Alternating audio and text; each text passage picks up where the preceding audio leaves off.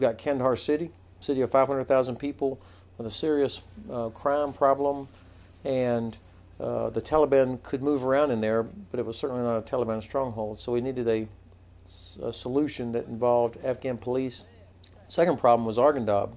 The Arghandab Valley, a very thickly cultivated area because of the irrigation system there. Arghandab is important because of, number one, all the water for Kandahar City comes from the Arghandab River, and number two, that's part of the economic engine, if you will, is the agriculture that comes out of Arghandab district.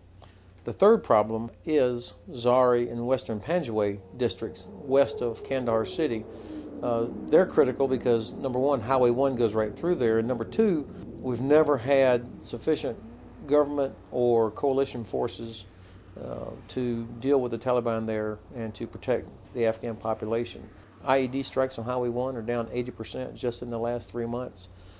Significant reduction in those kinds of SIGACs because of the operations that we're doing here in Phase 3 of HamKari, which is Zari and Panjwai districts, pushing the enemy away from Highway 1. And then the key is local governors, district governors, coming in behind those forces immediately, establishing contact with the locals that live there.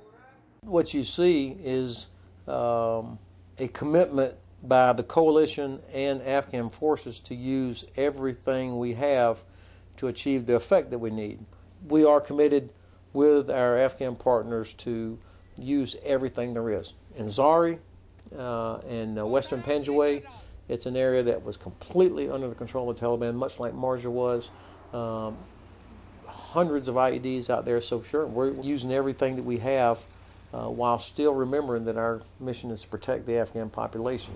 The young men and women in our units are very tenacious and smart.